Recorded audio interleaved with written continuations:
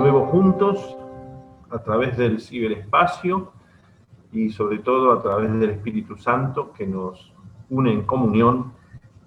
Espíritu Santo al que vamos a invocar, en el nombre del Padre, del Hijo y del Espíritu Santo. Siempre con estas oraciones de San Pablo VI, tan bellas y necesarias para este retiro. Ven Espíritu Santo y danos un corazón nuevo que reavive en todos nosotros los dones de ti recibidos, con la alegría de ser cristianos, un corazón nuevo siempre joven y alegre.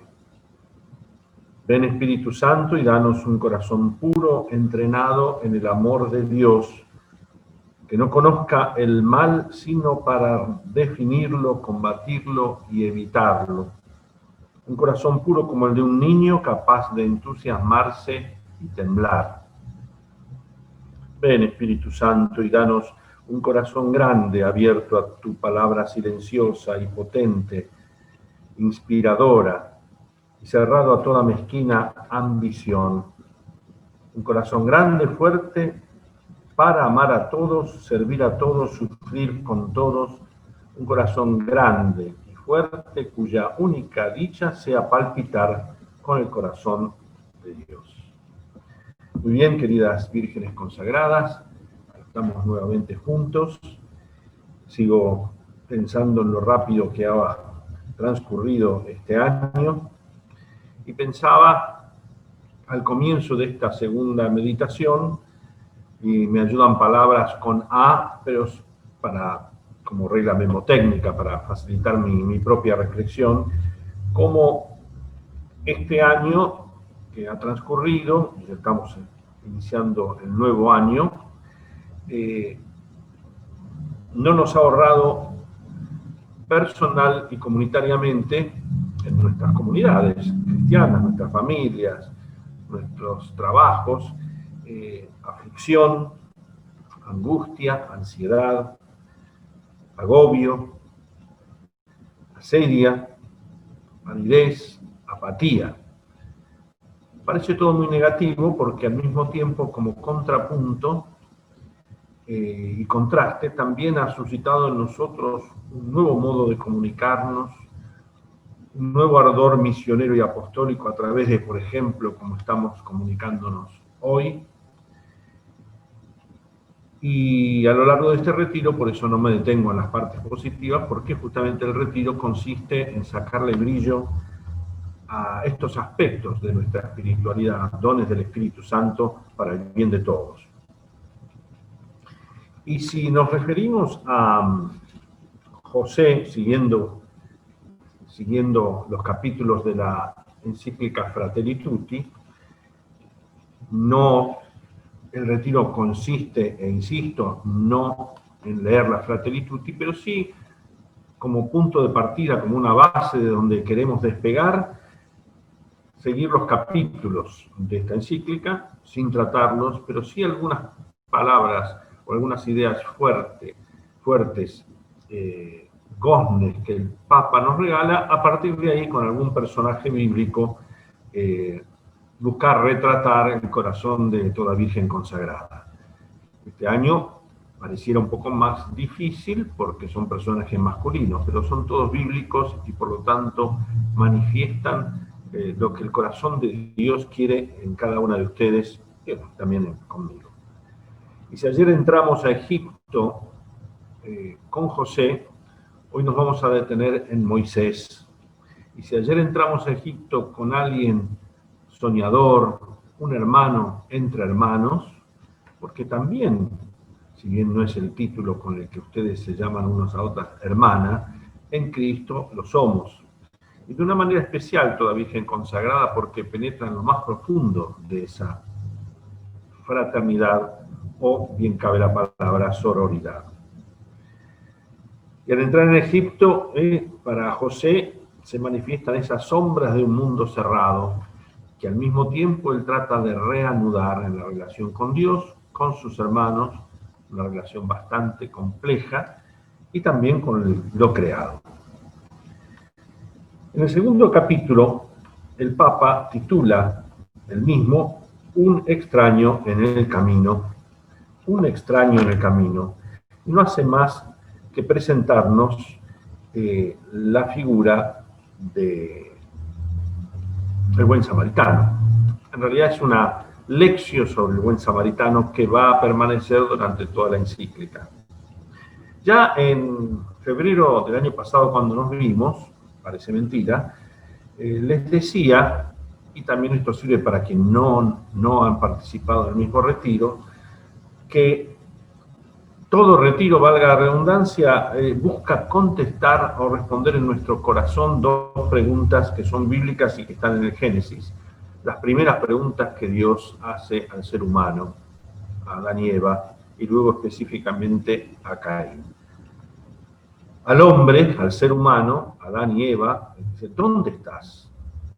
La segunda, ya después del crimen de su hermano Abel, ¿dónde está tu hermano? Y pareciera, es lo que anota el Papa, que la sola indiferencia es la única respuesta. Yo soy el guardián de mi hermano. En una palabra, estamos llamados, y permítanme decirles a ustedes, no como quienes da recetas, sino como quien prolonga en el corazón de ustedes las cosas propias que rumia el propio corazón, estamos llamados a amar y a cuidar. Incluso hay algunas pistas en el Antiguo Testamento, donde, por ejemplo, en el Levítico, en el libro de Tobías, amar a Dios sobre todas las cosas. Tobías, no hagas a los demás lo que no quieren que hagan contigo, lo que no quieres que hagan contigo. Son principios básicos, universales, incluso inscritos en la propia naturaleza del hombre. Ya en el Nuevo Testamento, ya Jesús lo aterriza de un modo distinto. Traten a los demás como quieren ser tratados. O por ejemplo, como leemos en Lucas, que fue la frase, el lema del año de la misericordia, sean misericordiosos como el Padre es misericordioso. Incluso nos enseña la Escritura cómo tratar al extranjero, al migrante, y el centro es el amor en el Nuevo Testamento.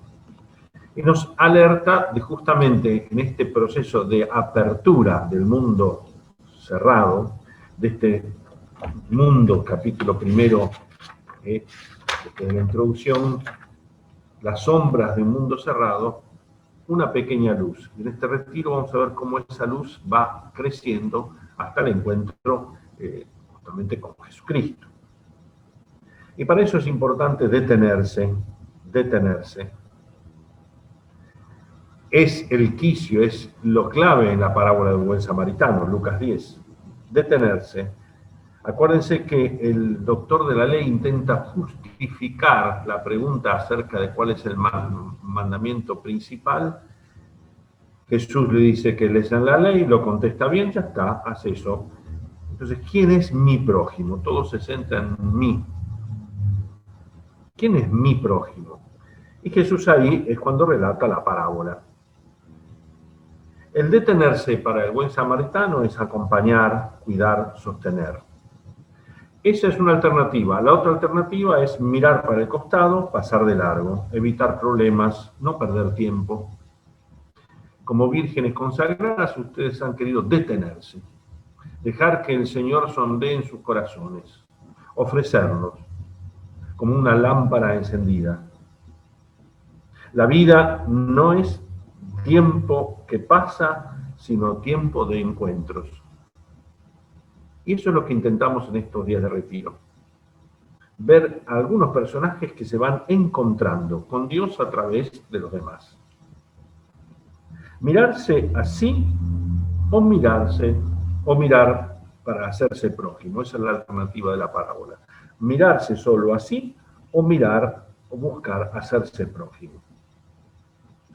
Ahí el Papa Francisco señala algo, y con esto la introducción queda lista, como para abrirnos al personaje de hoy. Todos somos un poco el personaje que está herido, golpeado. Todos somos un poco los salteadores, ladrones. Todos somos los paseantes religiosos como el levita y el sacerdote que miran para el otro lado, se cruzan de lado, etc. Y todos estamos llamados a ser el buen samaritano. Lo importante es lo concreto, lo real, lo local, reconocer al prójimo. Pero este prójimo va abriéndose sin fronteras. Recuerden que la pregunta que hace el doctor, que nos hacemos nosotros casi tendenciosamente, es ¿quién es mi prójimo? Y Jesús termina todo este relato, ¿quién se hizo prójimo del hombre caído en el camino? Y así vamos a entender el personaje de hoy. No vamos a hacer una biografía, no es esto el sentido del retiro, que es Moisés. Moisés, ayer vimos José, un hermano, hoy Moisés, servidor. La Virgen consagrada está llamada a ser servidora. No lo dice la Virgen, María misma, yo soy la servidora del Señor. Siguiendo aquello de Jesús, su Hijo. Yo no vine a ser servido, sino a servir. Haciendo carne aquellos poemas del siervo de Yahvé, los 4 poemas, cosa que quienes esperaban un Mesías no se imaginaban que iba para ese lado. Pues Moisés es el servidor, el que a quien Dios le ha dado la Torá para orientarnos en el camino. Les ha dado los elementos para que no se pierda él ni su pueblo en el camino. Incluso en el libro de los Números, capítulo 12, versículo 3, reconoce que Moisés es el hombre más humilde de la tierra. Y toda vocación, la de cada uno de ustedes, la tuya y la mía, podrían sintetizarse en 3 frases. También la hemos rumiado el año pasado, pero vale la pena seguir no dando vueltas alrededor de nosotros, sino dando vueltas como penetrando en este misterio. Ve, yo te mando. Tu vocación y la mía, si es vocación y no mero sueño personal, es un llamado de Dios. Ve, yo te mando. La segunda frase en la que podríamos resumir todas las vocaciones bíblicas es la siguiente: no tengas miedo. Porque el llamado es algo grande, que nos sobrepasa. No tengas miedo. Pero ahí toda vocación, ve, yo te mando, no tengas miedo, también, no digo se cierra, sino al revés se abre, en una tercera frase que se repite aquí, allá y acullá en casi todas las vocaciones bíblicas. Yo estoy contigo. Como ayer vimos en José, el Señor estaba con él, siempre. Aunque parecía que no estaba, estaba. Yo estoy contigo. El primer, no digo tema, porque el tema es Moisés, servidor, es contemplar su figura de hombre solitario, en la soledad, el hombre de la adoración. En el Éxodo 3 tenemos el famoso texto de la aparición en la llama ardiente, no lo vamos a repetir, lo tienen en Éxodo 3 a partir del mismo versículo primero. Un fenómeno. Hacía 40 años que él había escapado de Egipto, después de una juventud maravillosa, intentando hacer justicia para defender a su pueblo, de un modo como él lo comprendió. Conocen la historia, no la vamos a repetir, y él apacentaba las ovejas de su suegro Jetró, sacerdote de Madián, y llevó al rebaño más allá del desierto, y ahí el espectáculo de esta zarza que arde sin consumirse. Voy a acercarme, descalzarse. Él se descalza y se detiene. En este sentido podríamos ver una analogía con el samaritano. Ante algo inusual, uno puede seguir de largo, qué raro eso, pero yo estoy con mis ovejas, las tengo que llevar allá. Él se detiene, se detiene. En él hay una gran capacidad de asombro.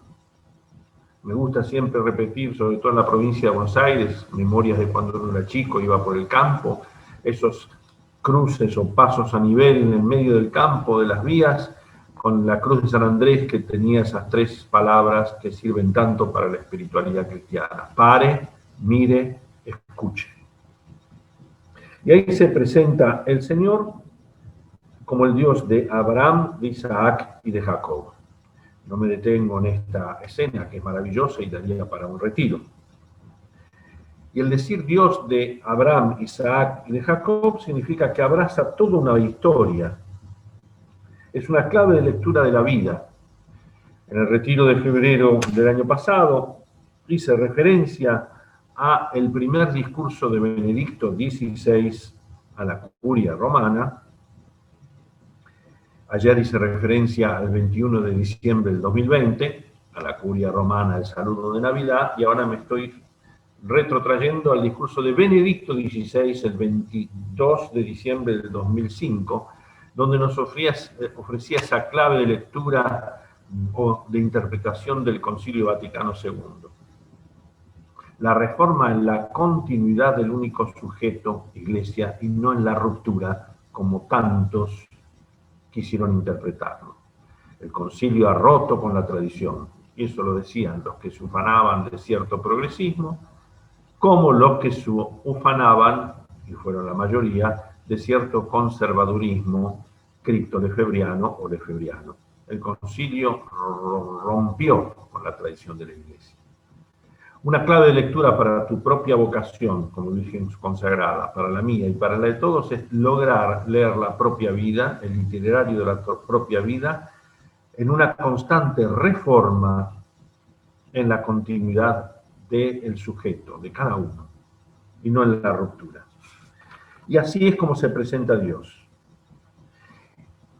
Y a partir de ahí, Moisés experimentará en este hombre solitario de la soledad y de la adoración, que es una vocación dentro de la vocación de la Virgen consagrada, muy especial, adorar al Señor en la soledad, como mujer solitaria, no porque se aparta y no soporta la comunidad, sino porque lo necesita para estar con Él. Es tiempo de las tensiones. Efectivamente, hoy no soportamos ninguna tensión. Hablo de no soportamos ninguna tensión con ese. Podría jugar con las palabras. Atención, que no soportamos ninguna tensión. Porque la vida espiritual está llena de tensiones. E hice referencia ayer al discurso ahora de Francisco, el pasado 21 de diciembre, donde nos ayuda a distinguir perfectamente la crisis, que está llena de tensiones, del conflicto en el que yo balconeo la vida, busco quién es el culpable para estar a salvo. Y las tensiones que experimenta Moisés y nosotros en la vida de adoración al Señor es la distancia infinita que existe entre la propia fragilidad y la misión que nos ha sido encomendada y que nos supera. Y ahí tenemos a veces la tentación de largar todo. La grandeza de Dios que nos envía y nuestra pequeñez. Si no, María no hubiera dicho, mi alma canta la grandeza del Señor.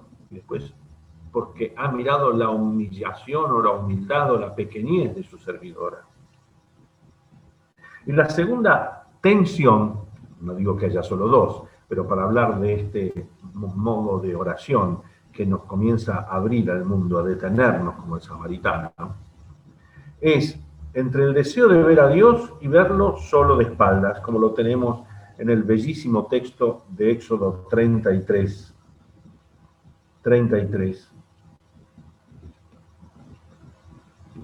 La oración de Moisés. La gloria del Señor. 33:18. Por favor, le dice Moisés a Dios, muéstrame tu gloria.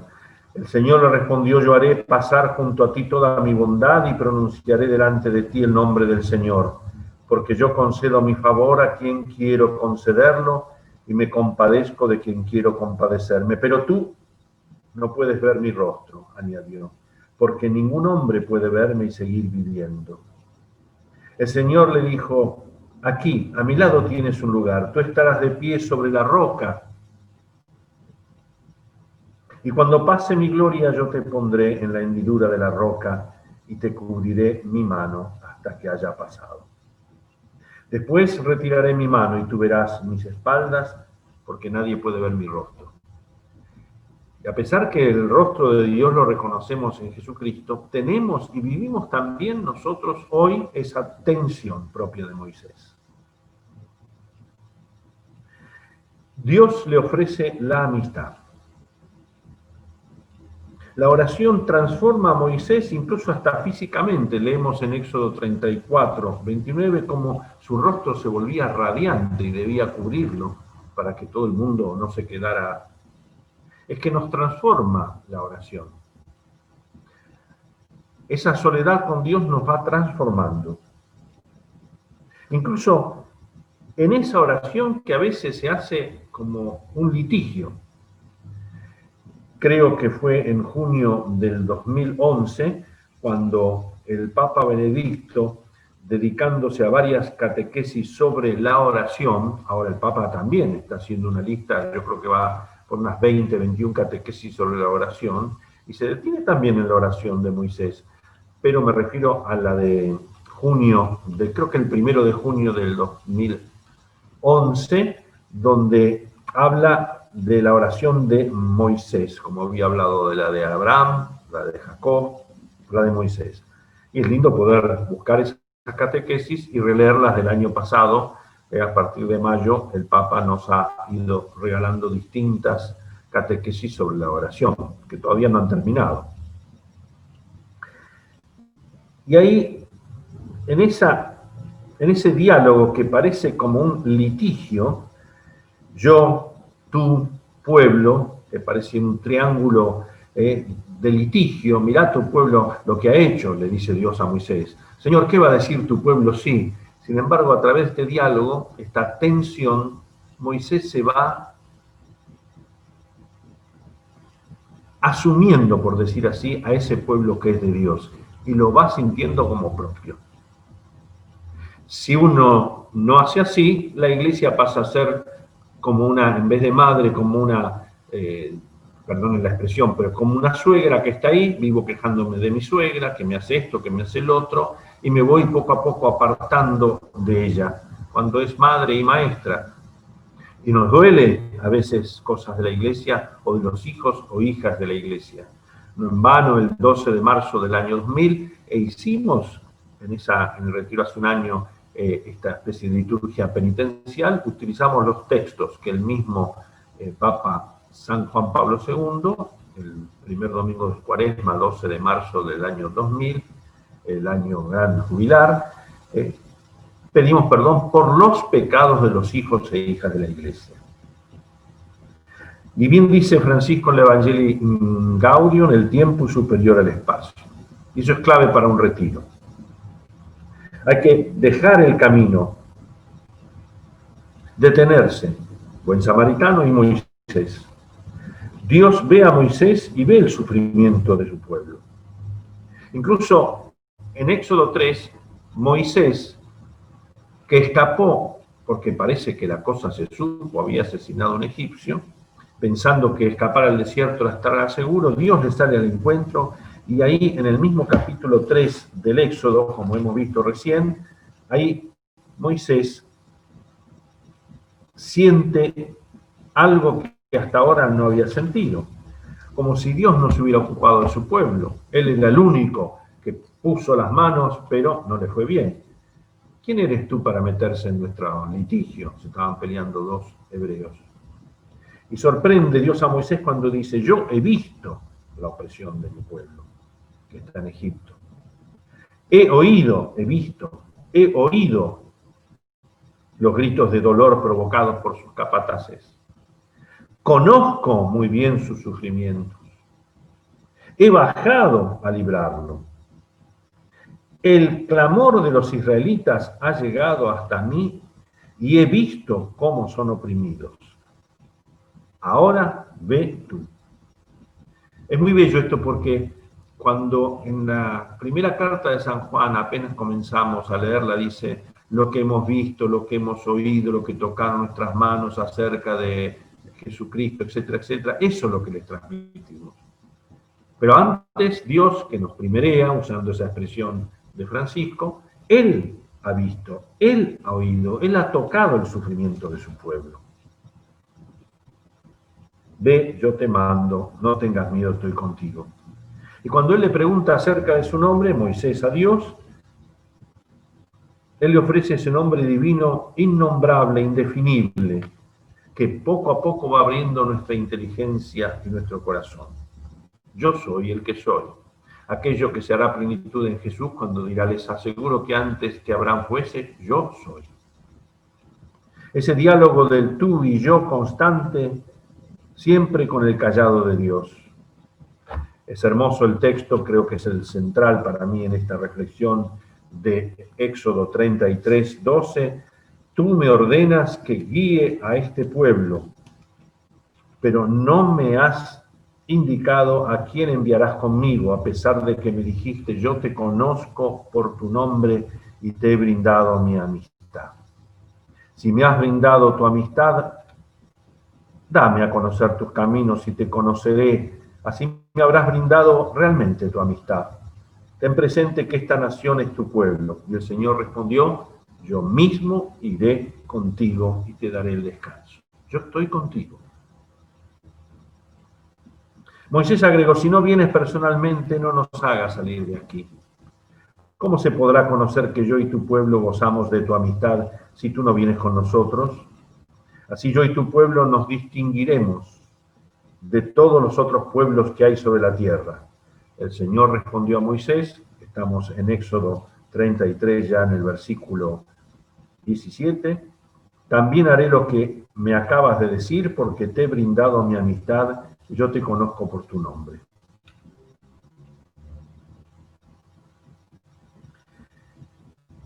El Señor invita a Moisés a esa intimidad y Moisés tutea al Señor. Es verdaderamente un diálogo de amor. Un diálogo de amor con un Dios que es fuego devorador de la zarza sin consumirla, un Dios también celoso de su pueblo.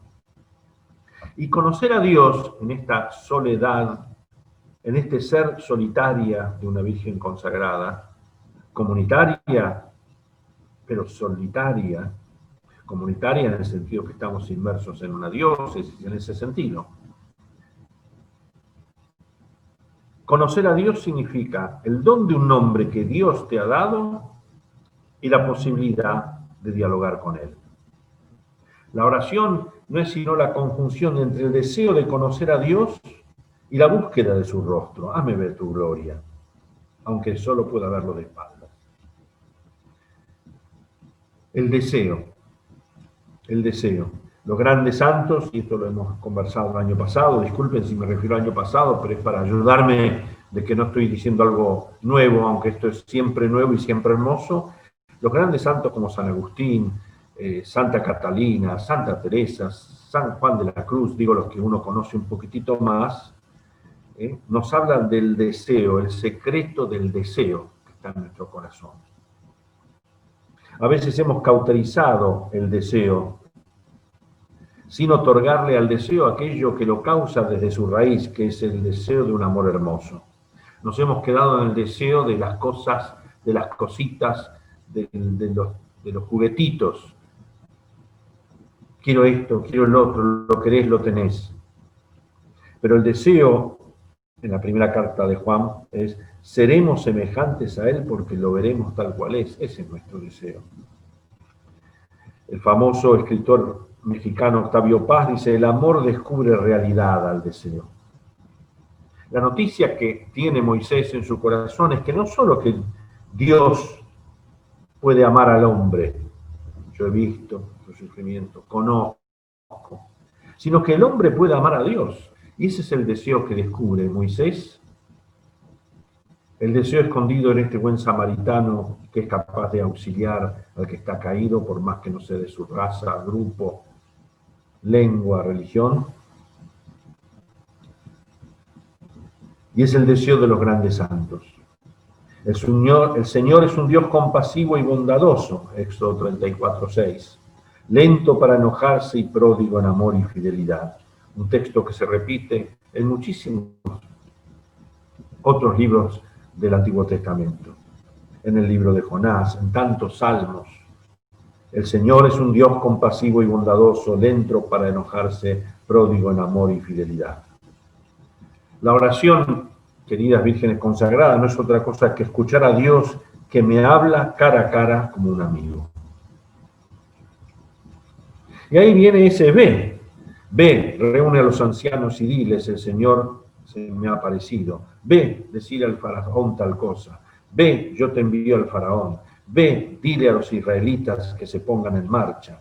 Ve a buscar a tu pueblo. Ve y habla a los israelitas y le digas estas cosas. Ve y harás este altar. Ve, esta es la ley que les darás. Ve. Pero vayamos a un segundo aspecto. Espero no extenderme demasiado. Y que, bueno, pero la ventaja de ahora es que ustedes pueden apagar el televisor o la computadora. Eso es la gran ventaja que no tienen los retiros presenciales, que tienen que estar ahí tratando de cabecear para aguantar al predicador de turno, en este caso quien les habla. Ese hombre solitario de la soledad, el Señor va modelando su corazón para hacerlo solidario. Y el camino del yo al tú a través del pueblo de Dios también es otra tensión de la vida orante. Porque bien dice la primera carta de Pedro en el capítulo 2, tú eras no pueblo y haré de ti un pueblo. La dicha de ser pueblo. Y ahí tenemos un montón de enojos, ¿no? Cuando en Éxodo 32 el becerro se enoja a Dios, Moisés trata de calmarlo, luego trata de calmar al pueblo, Moisés tiene que hacer de intercesor. Es aquí donde les recomiendo efectivamente el 1 de junio del 2011, cómo el Papa Benedicto se detiene en estas características de la oración de intercesión de Moisés. Interceden a favor de Miriam y Aarón con su silencio, porque ellos habían murmurado contra Moisés, lo tienen en Números 12, 2. Intercede cuando las aguas de Meribá, la revuelta de Meribá y Masá en el desierto, Éxodo 17. Intercede en la victoria contra los amalecitas, Josué va a combatir y él se queda en la montaña rezando, tienen que sostener sus brazos. Intercede aplacando y serenando al pueblo y aplacando y serenando a Dios, como en Éxodo 32, versículos 11 y 13. Efectivamente, versículos 11 y 13 de 32, ¿por qué, Señor, arderá tu ira contra tu pueblo, ese pueblo que tú mismo hiciste salir de Egipto con gran firmeza y mano poderosa? ¿Por qué tendrán que decir los egipcios, Él los sacó con la perversa intención de hacerlos morir en las montañas, exterminarlos de la superficie de la tierra? Deja de lado tu indignación, arrepiéntete del mal que quieres infligir a tu pueblo. Finalmente dice, el Señor se arrepintió del mal con que había amenazado a su pueblo. Esa es la tarea también intercesora. La Virgen consagrada, solitaria en el sentido de la soledad, no que se aísla, pero solidaria en favor de su pueblo. Esta es la seriedad de la oración, la seriedad de ser solidario. Pero seriedad no de serie, porque podemos hacer nuestra vida ajustada a una seriedad de ser de serie. No, seriedad de la oración y de la intercesión van juntos con la serenidad de la oración y la intercesión. No de serie, sino porque es en serio. Es un juego de palabras, lo reconozco, pero nos viene bien y personalmente me viene bien. La tentación es que esa adoración de la que hablamos antes, del Dios solo, yo y tú, no se integre en la vida. Pero la adoración sin intercesión nos hace caer en una caridad sin rostros. Estoy citando al Papa Francisco en Evangelii Gaudium. A purismos angélicos. Se termina en lo autorreferencial, en idealismos desencarnados, adorando al propio yo. No en vano, ahora en esta nueva encíclica, bueno, Evangelii Gaudium es una exhortación apostólica, pero en la encíclica Fratelli Tutti, al referirse al buen samaritano, nos habla cómo encarnar lo local, lo concreto, ese hombre que está caído ahí. Los otros hombres religiosos, levitas y sacerdotes, seguían en sus purimos angélicos del culto y nada más, y frente a ellos el hombre herido. Terminamos adorando nuestro propio yo. Sabemos lo que es la adoración sin intercesión. Y en la historia de nuestra espiritualidad y de nuestra patria y de nuestra iglesia o lo que sea, también tenemos experiencia de la intercesión sin adoración, que nos lleva a una centrifugación y correr sin rumbo, dejando de lado el misterio de la encarnación. Caemos en un voluntarismo pelagiano. Lo que tenés que hacer es esto, tenés que hacer es esto. No podés dejar de hacer esto, tenés que hacer es esto. En este intelectualismo gnóstico, un proyecto que nosotros tenemos sobre el pueblo, pero según mis propias convicciones. Todo esto, Francisco lo desarrolla de una manera hermosa en la Gaudete et Exsultate sobre la santidad. Y toca cuáles son las enfermedades de ese camino a la santidad, el intelectualismo gnóstico y el pelagianismo voluntarista. En cambio, aquí Moisés reconoce el sentido de fe del pueblo. La vida de oración hace que la oración se integre a la vida. Una oración que nos arroja a la vida. La oración da al hombre el sentido de los verdaderos valores. Y la intercesión brota de las profundidades de un mundo pecador. La vida de oración, y no es solo un juego de palabras, consiste en orar la vida. Experimentamos, como Moisés, la vida a veces como una serie continua de fracasos. A veces sucumbimos, bajamos los brazos. Viene el enojo, viene el recuerdo de ese hombre justiciero que hizo justicia por mano propia allá en Egipto. Viene la lucha con la propia resistencia, como la zarza. La resistencia de los suyos. Se resisten a su mandato, a la vocación que Dios le ha dado. Pero la unión de este hombre solitario de la adoración con el hombre intercesor nos regala en Moisés el hombre de la alabanza. El hombre de la alabanza, la mujer de la alabanza, dije hombre porque estaba hablando de Moisés, surge de la adoración y de la intercesión. Una adoración que se arraiga en la vida y en los acontecimientos. Es verdad que este año les decía con la letra A, aflicción, angustia, ansiedad, pero no intento escaparme de esto, sino que abrazando y asumiéndolo y poniéndolo el nombre, por eso hago juego de palabras con la letra A, lo asumo y no se sana lo que no se asume. Sí, estamos viviendo con nuestro pueblo esta pandemia del COVID con todo lo que significa de mal para la economía, falta de trabajo y todas esas palabras con A que señalé como lista mnemotécnica. Moisés es hombre de alabanza y esta alabanza surge de la adoración y de la intercesión, porque está arraigada en la vida y en los acontecimientos. Como Jesús que dice, te alabo, Padre, Señor del cielo y de la tierra, porque has revelado estas cosas a los pequeños. Creo que es Lucas 10, 22. Es la oración de alabanza. Incluso en el Deuteronomio capítulo 33, ahí tiene una hermosa bendición o laudatio de Moisés. Moisés bendice a Dios.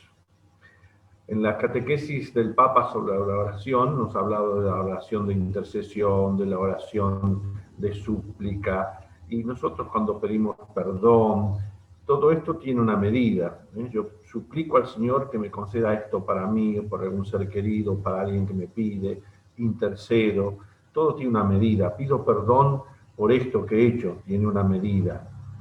Ofrezco tal cosa, es una oración de ofertorio. te ofrezco este momento de mi vida, es una medida. Pero la oración de la alabanza, de la bendición, de la adoración, se sumerge en la medida de Dios, que es el amor sin medida. Yo alabo a Dios sin medida, sin medida. Y ahí en ese laudacio del capítulo 33 tenemos esa hermosa bendición con que Moisés, el hombre de Dios, bendice a los israelitas y bendice a Dios. Y dice, nunca, así termina el capítulo 34, nunca más surgió en Israel un profeta igual a Moisés, con quien el Señor departía cara a cara, ya sea por todas las señales y prodigios que el Señor le mandó realizar en Egipto contra el faraón, contra todos sus servidores y contra todo su país, ya sea por la gran fuerza y el terrible poder que él manifestó en presencia de todo Israel. Esta alabanza tiene en cuenta la memoria agradecida y la esperanza, la apertura hacia el futuro. Ya el libro de los Números, ¿se acuerdan? Lo cité, habla de Moisés como el hombre más humilde del mundo. En ese elogio final, que nos coloca ya a Moisés frente al monte Nebo en Magdabá, ver la tierra prometida pero no poder entrar. Y esta alabanza. El camino ha ido domesticando a Moisés. 40 años en Egipto, se creía el Salvador, tuvo que huir al hacer justicia por mano propia. 40 años en el desierto, macerando ese espíritu contemplativo que le permite detenerse ante la zarza. Y 40 años pastor del pueblo de Israel. Este hombre que ha sido llamado a ser solidario, no cómplice, mediador, no intermediario, intercesor, no burócrata, puente, no muro, servidor. En la meditación ante la muerte de Pablo VI, después de un retiro espiritual, hay quienes dicen que fue después del retiro de 1974, predicado por el cardenal Pironio, o todavía no era cardenal, como el señor Pironio, escribe en su meditación ante la muerte, que la encontrarán en internet, meditación ante la muerte, Pablo VI, ahí sale sola.